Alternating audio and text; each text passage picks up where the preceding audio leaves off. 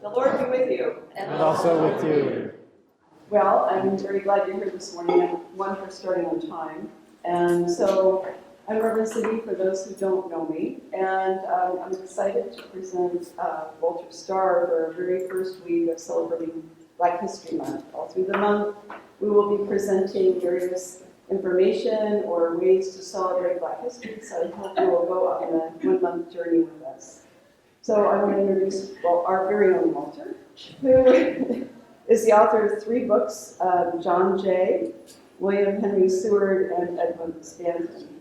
And if you watch the new Harriet movie, I was just talking to him about it. Harriet, of course, leads Senator Seward, and I was all excited because I knew all about Seward because of Walter. Otherwise, it would be, oh, there's a senator. So all 3 books have won prizes, and the Seward book was a New York Times bestseller. Walter's working on a 4th book, Son and Chase, to be published by Simon & Schuster. When?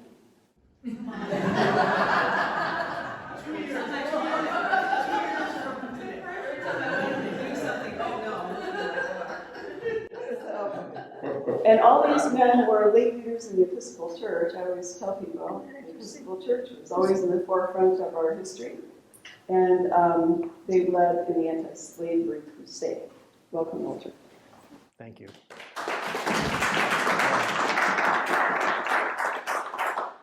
Let me start with one of my favorite Americans, John Jay. He was born in New York City in 1745, baptized within a few days of his birth at Trinity Church, which stood then where it stands now. In those days, when they didn't talk about Wall Street, they talked about the Wall, because it was a wooden palisade to keep the Indians out. So that gives you a sense of the scale of New York City when he was born and baptized there. He grew up out in Westchester County, rural Westchester County, in a household that owned slaves, as did many others in and around New York City at that time. Indeed, there were slaves in every one of the mainland American colonies at the time of the American Revolution, 20, 30,000 roughly in and around New York City. He became a lawyer. He was a conservative revolutionary in the American Revolution, a member of the Continental Congress, and then they sent him off to Spain to see if he could persuade Spain to help the United States in the Revolution. While there, he read about a law that had passed in the Pennsylvania legislature to provide for the gradual emancipation of the slaves in that state. And he wrote a letter to his friend, Egbert Benson, also a member of the Church of England, or Episcopal Church. It was in a state of transition at that time, which is still quoted because it's so quotable. An excellent law might be made out of the Pennsylvania one for the gradual abolition of slavery. Till America comes into this measure, her prayers to heaven for liberty will be impious. This is a strong expression, but it is just. Were I in your legislature, I would prepare a bill for the purpose with great care, and I would never cease moving it till it became a law or I ceased to be a member. I believe it to be a maxim in his as in our court that those who ask for equity ought to do it. And there you have, in a couple of sentences, the religious anti-slavery argument that emerged at the time of the American Revolution.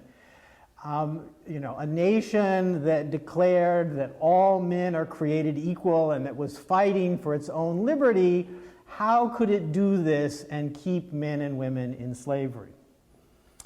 It took a long time, about 2 decades in fact, but New York State finally passed its own gradual emancipation law in 1799. Again, the key word is gradual. That law didn't free anyone on the day it passed or some date soon thereafter. What it said was that those born after that year in New York into slavery would become free on their 25th birthday in the case of women, and on their 28th birthday in the case of women. So we are talking a very gradual emancipation law, but still emancipation. Jay was a leader in the Episcopal Church. Indeed, in some sense, we have the Episcopal Church because of a handful of folks like Jay who were determined to find some way to retain a connection with the Church of England, even though the United States was now an independent nation. And a leader in anti-slavery, but he also owned slaves himself. In 1799, in fact, that very year of the law, he wrote to his son about a slave named Phyllis, who was apparently quite difficult. And he suggested that they should sell Phyllis to a new owner with a contract that provided that the new owner would free Phyllis within 2 years. Jay didn't want to free her himself because if he did and then she needed what we would call welfare, he would be responsible to the government for her welfare payments. Stepping back a moment, in 1810, there were about 1 million enslaved folks in the United States. Most of those lived in the South, but there were still 30,000 or so in the northern states because of that very gradual process of emancipation. If you had asked John Jay or his friend Thomas Jefferson in that year what would happen to slavery, they were both sort of getting on in years and kind of thinking about the future that their grandchildren would live through. Jay would have said, and Jefferson too, I think, it will gradually disappear in the lifetime of our children or our grandchildren. After all, 2 years before that, while Jefferson was president, Congress had passed and Jefferson had signed a law to end the importation of slaves from Africa. And people thought that without those imports, the numbers would gradually decline. After all, state after state had adopted these gradual manumission laws, and people thought that Delaware and Maryland and perhaps Jefferson's own Virginia would adopt such laws before long. After all, tobacco was wearing out the fields of kind of the heartland of American slavery, if you will, the Chesapeake region of Virginia, Maryland, and Delaware. And so slaves were becoming, in 1810, less valuable, less worthwhile. What they didn't see was the cotton gin.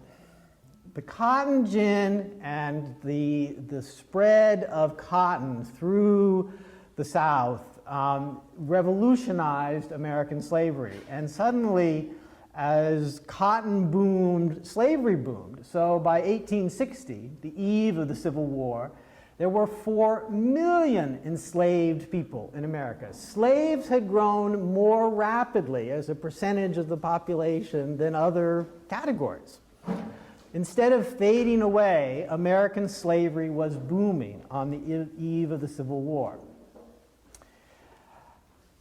Let's talk a bit about fugitive slaves. In many parts of America, because you had free states and slave states, slaves lived and worked not far from free states. One of those places was northern Kentucky, just across the river, Ohio River, from Ohio and Indiana, free states. And not far from where my current subject, Sam and Chase, lived and worked in Cincinnati, Ohio. Cincinnati was a kind of common transit point for fugitive slaves, and relatively early in his legal career, Chase started working for slaves as what we would call a pro bono lawyer. And I had intended to kind of take you inside the courtroom and go through some of the legal wrinkles and so on of some of his fugitive slave cases, but in the interest of time, I think I'm going to skip to a more famous and dramatic fugitive slave. How many of you know about Margaret Garner? Not a single person. Okay, well here, the Black History Month. When I get to the end, you will have at least heard of the fictional version of Margaret Garner, I think. On the night of January 27th, 1856, 8 black slaves of the Garner family fled from the farm where they were in rural northern Kentucky. They stole a sled. It was January, so a sled was much more useful than a carriage. They went by sled to Covington, Kentucky. They left the sled. They walked across the frozen Ohio River into Cincinnati in the darkness. The group consisted of a grandfather and grandmother, their son Robert, his wife Margaret Garner, and 4 children of Margaret. Some scholars believe that 3 of these children, the younger 3, were children of Margaret's master because they were considerably lighter skinned than their oldest brother. The master's name was Archibald Gaines, and in one of the newspaper accounts he was described as a member of the old school Presbyterian church, regarded as very orthodox. And according to the records of the Presbyterian church, Margaret herself was baptized and admitted into the church about a year before her escape. Once on the Ohio side of the river, the Garners headed to the home of a relative, the Kites, who were now free blacks in Ohio. And from there, they hoped to travel north to Canada, kind of beyond the reach of the fugitive slave law.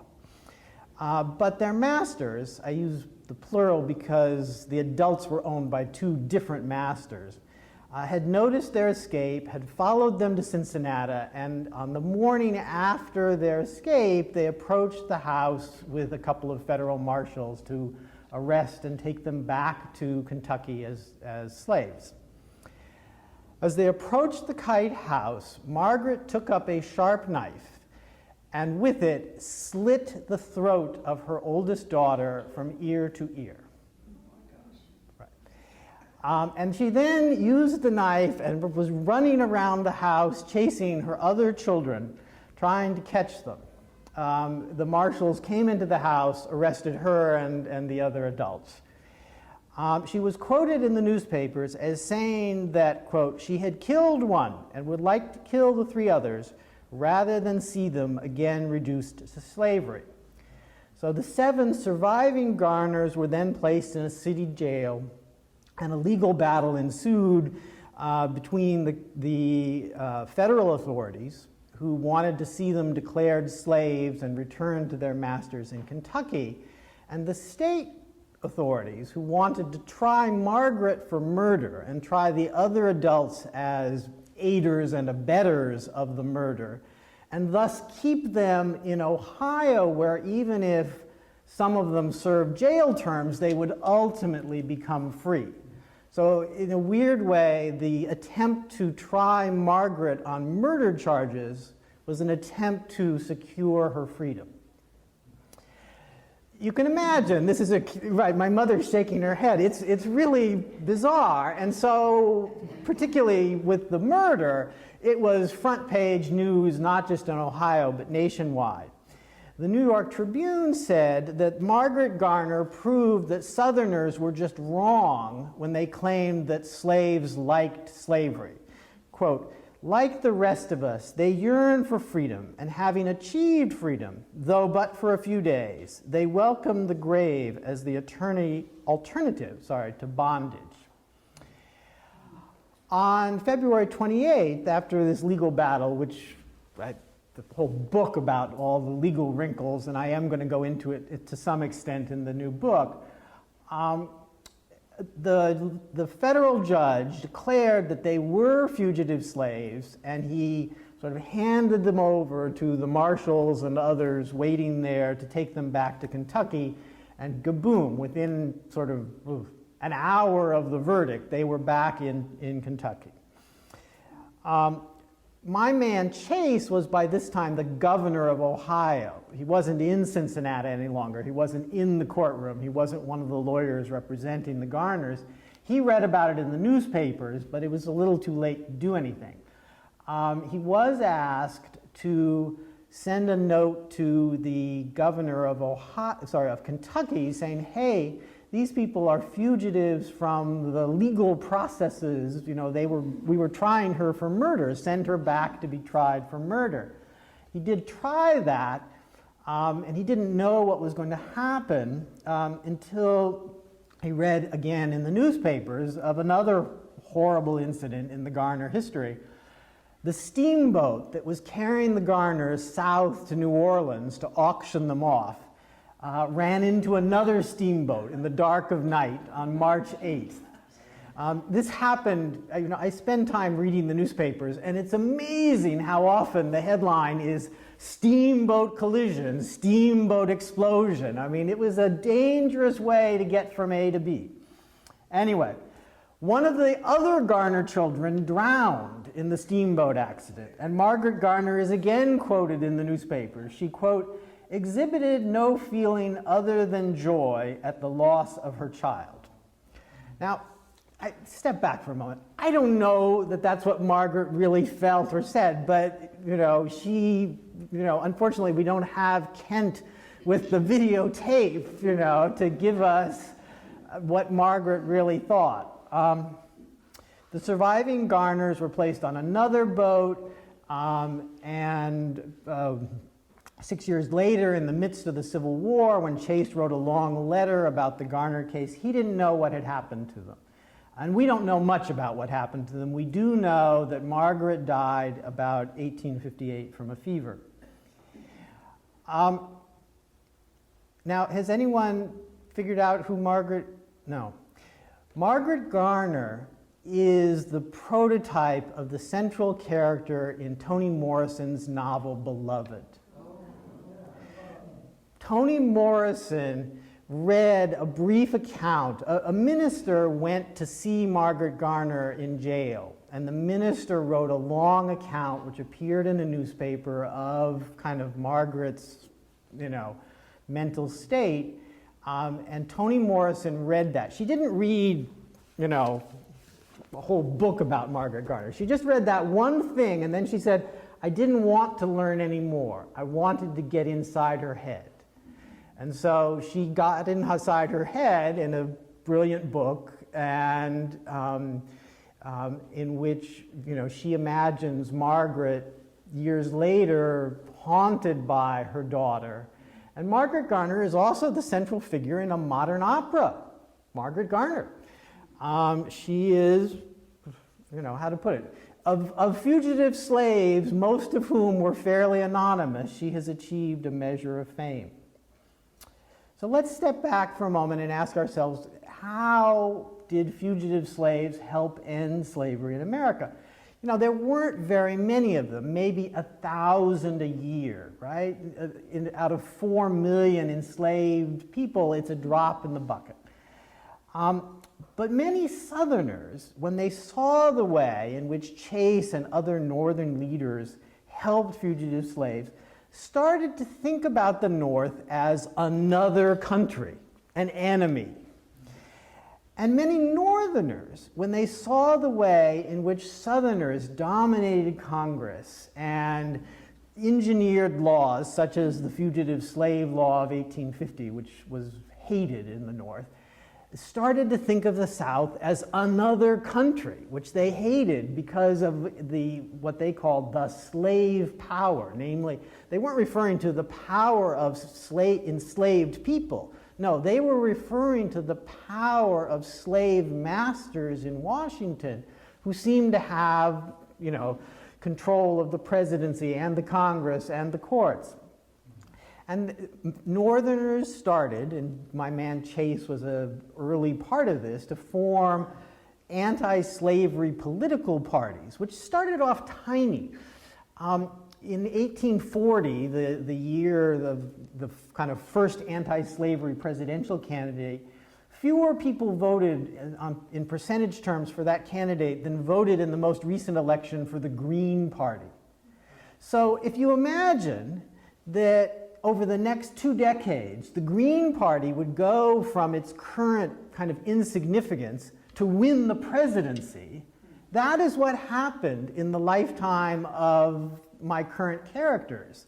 They took this handful. I mean, you could get the anti-slavery political party of Cincinnati into this room with lots of space to spare in 1841 when my man Chase joins the party. And then in 1860, lo and behold, the anti-slavery political party, then the Republican Party, wins the presidential election, and Abraham Lincoln is going to become president. And many Southerners, when that happened, they woke up the next morning and they said, well, that's it, we're out of here, right? And why did they want to be out of here? Well, it again circles back to those fugitive slaves. They feared that their slaves were all just going to take off, or even worse, that their slaves were going to take up pikes and rifles and slaughter them in the night. And so they viewed secession as sort of to save themselves from that horrible possibility. It proved, of course, a big mistake. As the southern states seceded from the Union, Southern Episcopalians wondered whether they were still part of the Episcopal Church.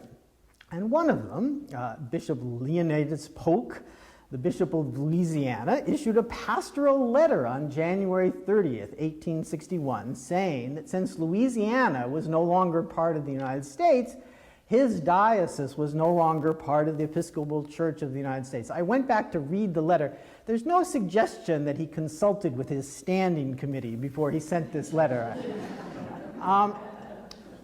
And I went back and read some newspapers because I was curious about the reaction. Well, Southern papers, not surprisingly, praised the bishop. But some Northern papers raised the question of whether the bishop was complying with the rules of the Episcopal Church, because, of course, he had promised when he was ordained to remain part of the Episcopal Church of the United States. There was even, Title IV didn't exist yet, but there was even a hint that some form of discipline was in order. Polk, though, went much farther than just issuing a pastoral letter. Sam is nodding because he knows. Polk was a West Point graduate, a classmate of Jefferson Davis. And he sent a letter to Jefferson Davis volunteering his services. He became a general in the Confederate Army. And when he was asked whether he was taking off the bishop's cassock in order to buckle on the sword, Polk replied, "No, sir, I am buckling the sword over the gown." And Polk is not the only sort of, leader in the Episcopal Church who is a leader in the Confederate States. Jefferson Davis, Robert E. Lee, these are both members in good standing of the Episcopal Church. So let us shift the scene, as Cindy likes to say, to May 1861, the second month of the Civil War.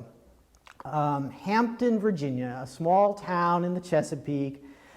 Virginia had seceded from the Union, but a couple of little bits of Virginia were still in Union control, notably Fortress Monroe, which is an immense sort of structure on a peninsula, so relatively easily defended by the Union. On the night of May 23rd, 1861, three slaves escaped from their master, Colonel Charles King Mallory, used a rowboat to cross the river to reach Fort Monroe. Colonel Mallory was a prominent member of Hampton society, a member of the vestry at the local Episcopal Church, and he had been using these slaves and others to construct kind of gun placements and trenches and fortifications for the Confederate forces. He had told the three that he planned to send them south to do other construction work. So in a sense, these three men probably escaped in part to remain where they were, close to their families, rather than to be sent to the dreaded South. Not long after they arrived at Fort Monroe, the three slaves were questioned by Benjamin Franklin Butler, one of the ugliest leaders in the Civil War. He was short, he was fat, he was cross-eyed, and he was typically in a bad mood. In the image there that Cindy has for the lecture, he's that sort of short, fat man sitting on the far left, but that's really a very kind picture. In reality, he didn't look that good. He was a lawyer, surprise, surprise, before the Civil War, when, because of his democratic politics and administrative ability, he was appointed a general. He was a Democrat. He'd actually been to the Democratic National Convention a few months earlier in Charleston, where his preferred candidate for president was none other than Jefferson Davis of Mississippi. So in short, Butler was not an abolitionist. He questioned the three slaves as if they were in court. What were their names, the name of their master, what about this Confederate construction project, who else was working on it? And I'm sure that the three slaves at first had no idea what was going to happen to them. And probably Butler himself didn't quite know at first what he was going to do. In a sense, it was an easy problem. These were fugitive slaves. The Constitution said that fugitive slaves should be returned to their masters, and Lincoln himself, in his recent inaugural address, said that, quote, he had no purpose, directly or indirectly, to interfere with the institution of slavery where it exists. On the next day, a wonderful scene, on the causeway kind of leading to the fort, a Confederate officer in his grand uniform with a couple of aides mounted on his horse comes with a flag of truce to speak to General Butler. And General Butler in his uniform, probably not quite so impressive, on a horse with a couple of his aides, and they have a chat. The two men know one another. They had both been delegates to this Charleston convention. Colonel Carey says, my friend, Colonel Mallory's, has lost three slaves. What are you going to do with them? And General Butler says, I intend to keep them. Do you mean, Carey asked. Here, Margot. No, it's quite all right. You're here. I'm here, I'm sorry. It's okay. Colonel Carey asked General Butler, what do you intend to do with the slaves? I intend to keep them, Butler answered. Do you mean, Carey asked, to disregard your constitutional obligation to return fugitive slaves? I mean to take Virginia at her word, Butler responded, as declared in her ordinance of secession.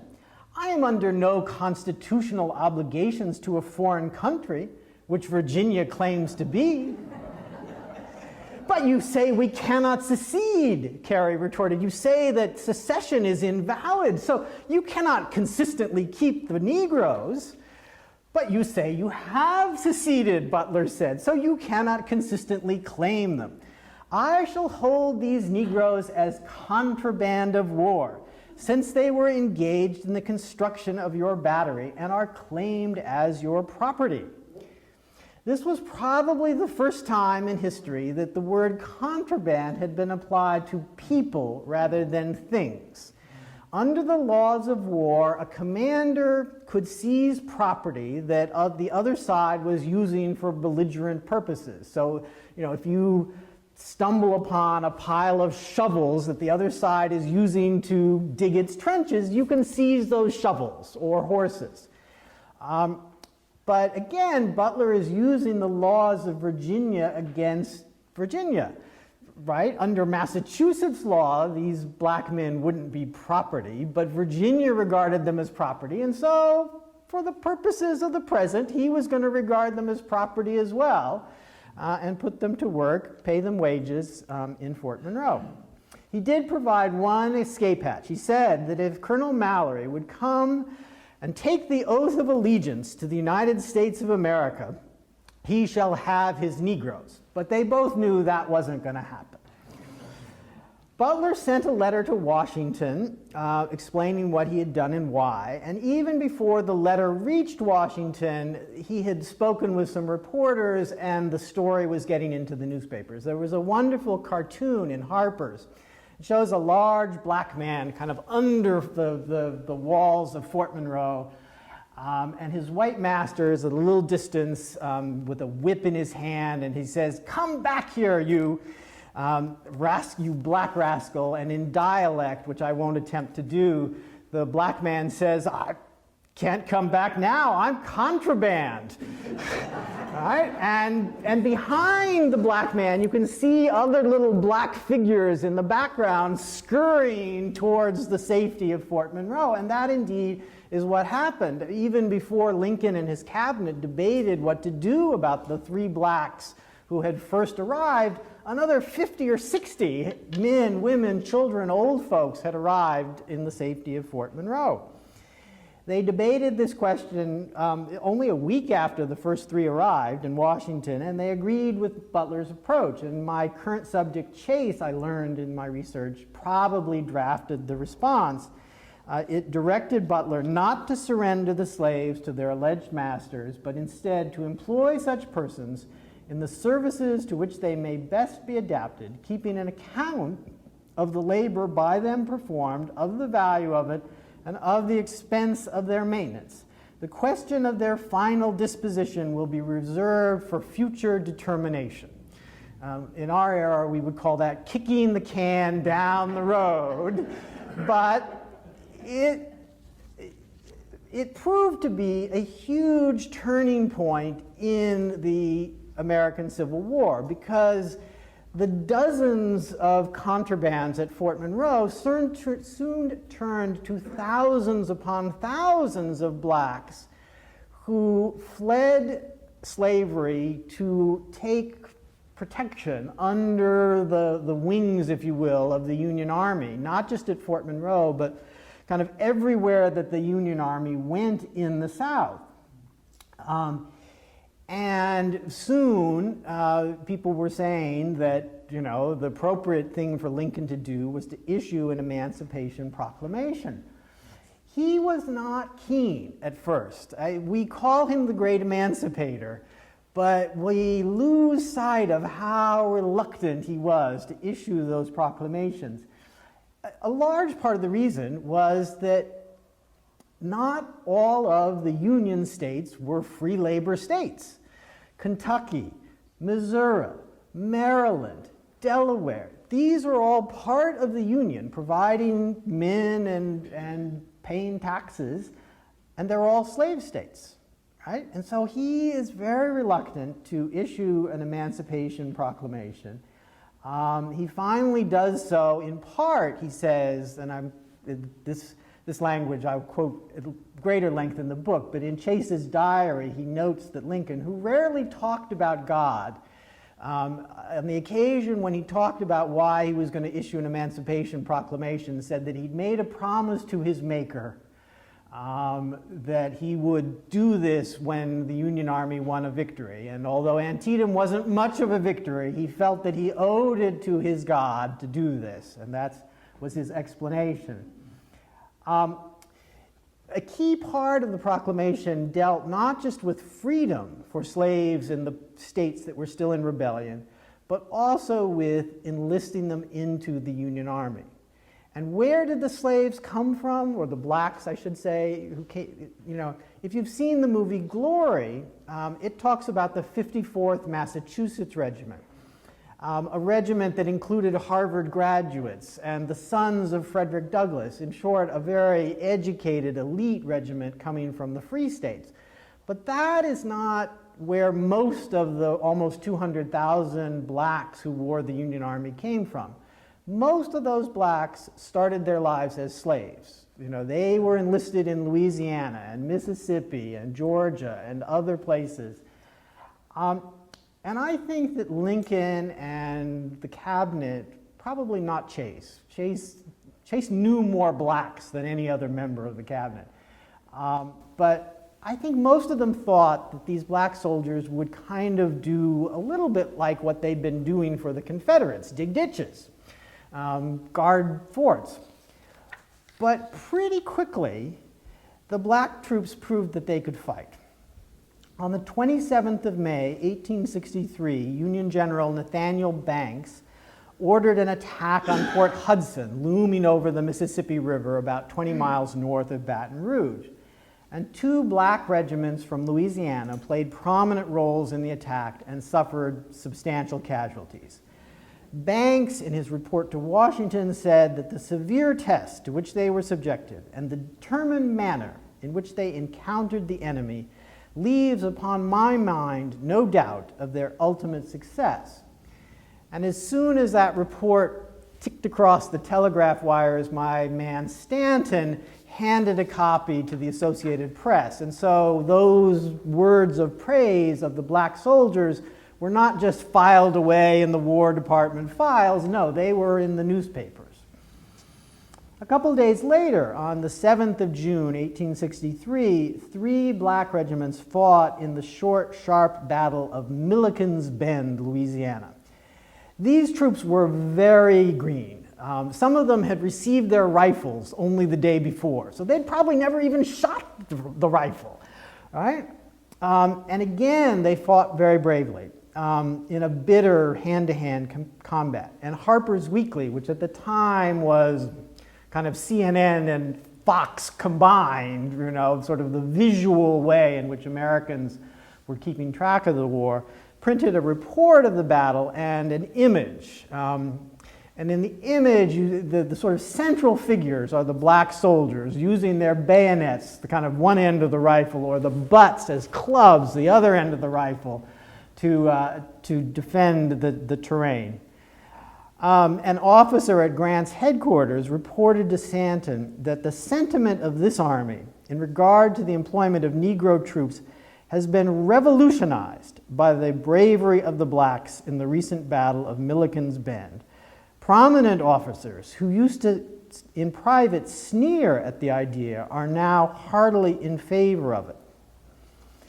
So if you've seen the movie Lincoln, you've seen a bit of the way in which these black troops kind of changed the discussion. There's a wonderful scene in the movie in which Lincoln sits down with a couple of black soldiers, and one of them quotes to Lincoln from his Gettysburg Address.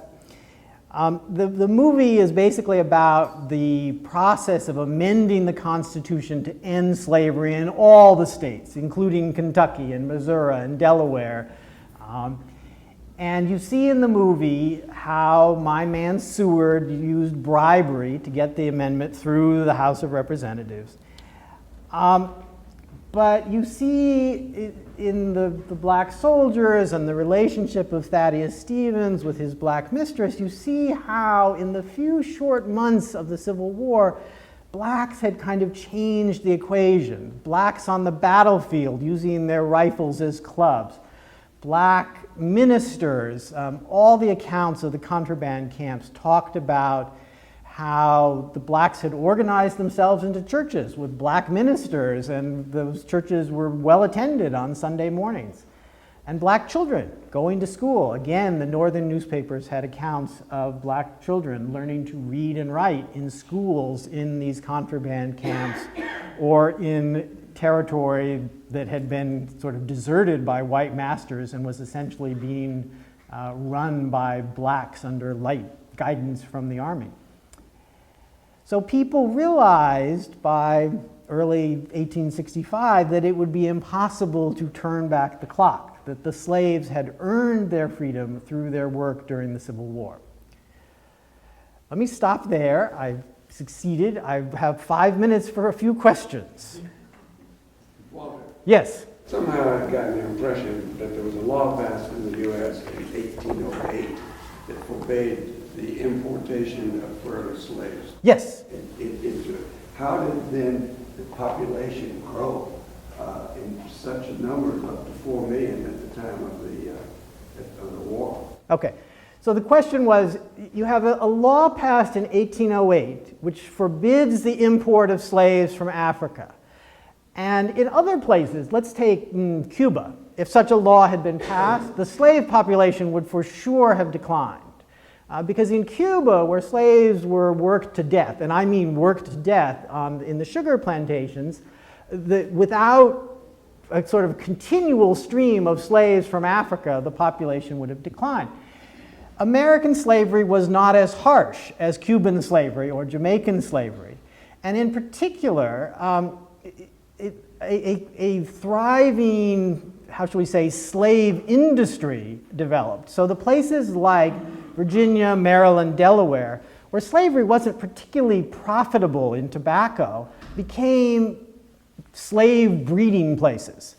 Virginia masters very consciously encouraged their slaves to have children, and then when those children became of age, sold them to the South. So places like Mississippi could not have survived without a flow of slaves, but the slaves were coming from the upper South, not from Africa. And so the combination, basically the American slave population, developed a healthy rate of demographic increase without importations from Africa.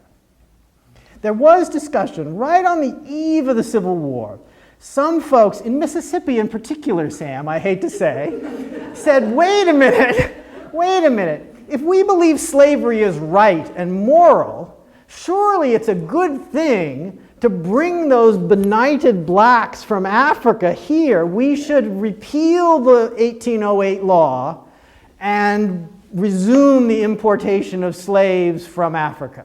So there was that was a big discussion at 1858, 1859. Other question? Peggy in the back. Why were the slaves such good soldiers? Why were the slaves such good soldiers?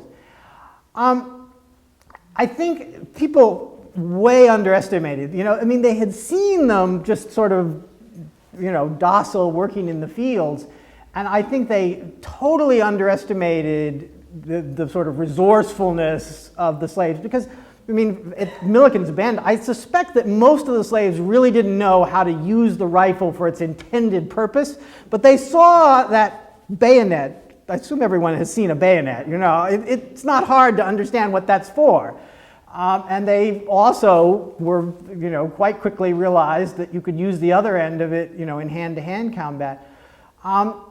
They also had a strong sense, and this comes through beautifully in the movie Glory, that they were fighting for their own freedom and the freedom of their brothers and sisters, and so it meant more to them than it did to the white Northerners. And so, they proved, I don't know that they were necessarily always better. I can think of some battles where the combination of bad generals and, that they didn't do well. But in general, I think they did, far better than anyone expected on either side. Oh, there's another reason that they fought very hard. The Southerners refused to view them as lawful combatants. And so on a number of cases, when the battle went badly and black slaves and their white officers were trying to surrender, the black slaves and their white officers were massacred. One of those, the most famous, Nathan Bedford Forrest, who went on to found the Ku Klux Klan, was the general at one such battle. And when Sam took me to Mississippi, I referred to him as the infamous Nathan Bedford Forrest of Fort Pillow. And afterwards, a very pleasant elderly woman took me aside and said, we don't refer to him as the infamous Nathan Bedford Forrest here in Mississippi. So I've learned my lesson. Anne. The idea that emancipation would have actually eventually eliminated slavery and people would have been free, is it true that when they passed that, I don't know the life expectancy of most people in that day, but it wasn't anywhere near as close as it is today. It's like Social Security. When they came up with Social Security, most everybody didn't live to 65. So was that similar? yeah, when they passed those emancipation laws, part of the calculus was, well, okay, if we give the master 25 years of good work, then, you know, the rest of it, you know, will be not a balance. And again, I think people didn't quite appreciate how cotton was going to change things, you know, and how suddenly, you know, slavery was going to be immensely profitable. I didn't mention, but one of the things that happened in the latter part of the 1840s, but especially the 1850s, is the price of slaves just went through the roof. And that reflected how valuable those slaves were in places like Mississippi and Texas. You know, so you could sell a slave up in Richmond, you know, slaves multiple, ship them down to Mississippi and then make a killing on reselling those slaves in Mississippi. One more, and then we should go to Richard. Walter, when I was at the University of Mississippi, the historians, which I was there actually, the historians on campus felt that the 37th Congress deserved more credit for the emancipation than Abraham Lincoln. Do you agree with that? So did Congress deserve more? Well,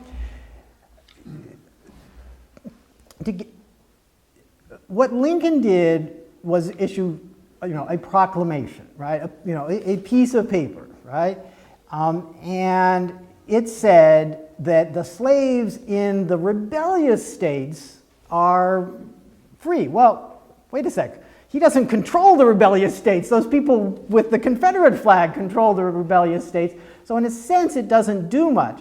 But then the war, as the war gradually takes over those states, those people become subject to the proclamation. There's still a big question as to whether the proclamation would have survived a court challenge.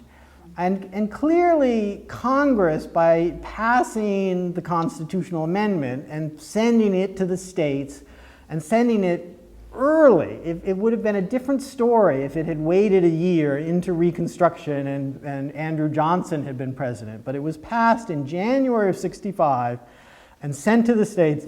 And by the end of that year, it had been ratified by a sufficient number of states, and there was a question about whether to count the southern states in that process.